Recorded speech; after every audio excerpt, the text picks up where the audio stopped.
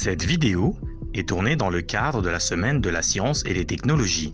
Son contenu correspond au programme du domaine d'apprentissage des sciences du ministère de l'enseignement primaire, secondaire et technique, développé dans le cadre du projet d'éducation pour la qualité et la pertinence des enseignements au niveau secondaire et universitaire. 3 plus 2 égale 5. Qu'est-ce qui nous a permis de faire l'addition? C'est les signes plus. Et c'est quoi les signes plus?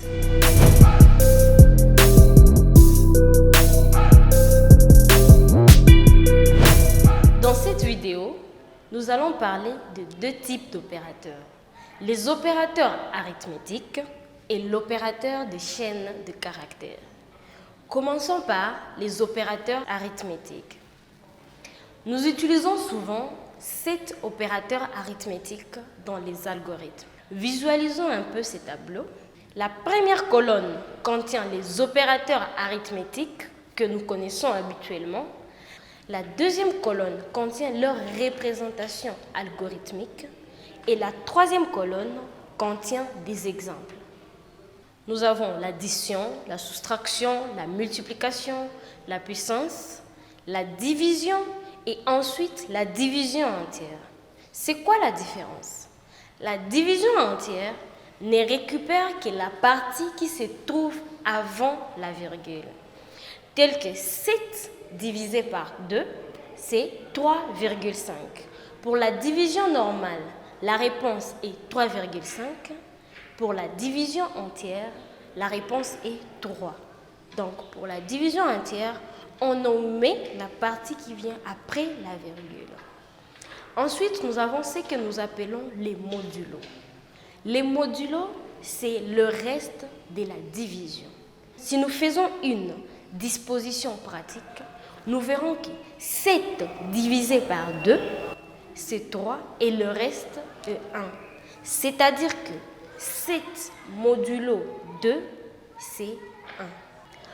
Passons maintenant à l'opérateur des chaînes de caractères. Pour concaténer deux chaînes de caractères, concaténer veut dire lier. En informatique, pour dire lier, on dit concaténer.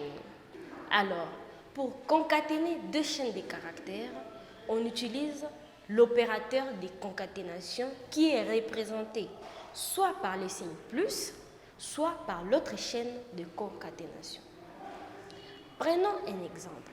Si nous affectons dans A la chaîne de caractères bon, dans B jour, et que dans C, nous lions, nous concaténons la valeur de A et la valeur de B, nous aurons donc dans C bonjour. Si vous regardez très bien, la chaîne de caractères bon et la chaîne de caractères jour ont été mis entre côtes.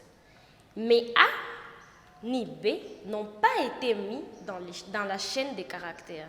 Cela veut dire que nous avons récupéré la valeur qui s'est trouvée dans la variable A. Si nous mettons les côtes, au lieu d'afficher la valeur qui est dans A, c'est-à-dire bon, ça affichera plutôt A.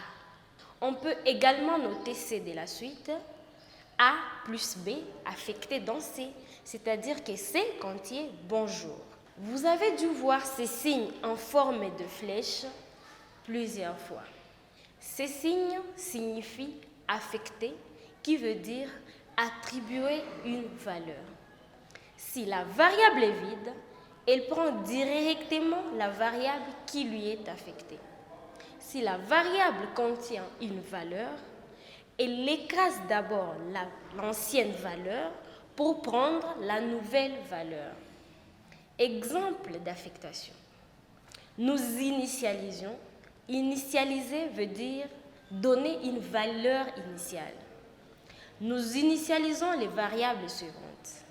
A égale 2, B égale 3, C égale 5. Ensuite, nous faisons une affectation. Nous affectons la valeur de A à B. Nous affectons la valeur de C à A. Quelles sont donc les nouvelles valeurs de ces trois variables? Si vous regardez très bien un peu plus haut, A avait la valeur 2, lorsque nous affectons à B la valeur de A, ça veut dire que la valeur de A écrase le 3 qui était dans B et donne à B la nouvelle valeur qui vaut 2. Et nous faisons la même chose pour A. Tandis que pour C, nous n'avons rien changé, c'est que C vaut toujours 5. Récapitulons un peu. Initialiser veut dire donner une première valeur à une variable. Affecter veut dire donner une nouvelle valeur. Si la variable ne contenait rien, elle prend la nouvelle valeur. Si elle avait une valeur, la nouvelle variable écrase l'ancienne valeur et la variable prend la nouvelle valeur. Le troisième nouveau mot, c'était concaténer. Concaténer veut dire tout simplement lier. Lier quoi? Lier deux valeurs, les deux variables ou lier deux variables. Dans la prochaine vidéo, nous allons travailler ensemble un exercice, un long exercice qui va nous permettre de comprendre les quelques notions déjà apprises jusque-là. D'ici là, à très vite.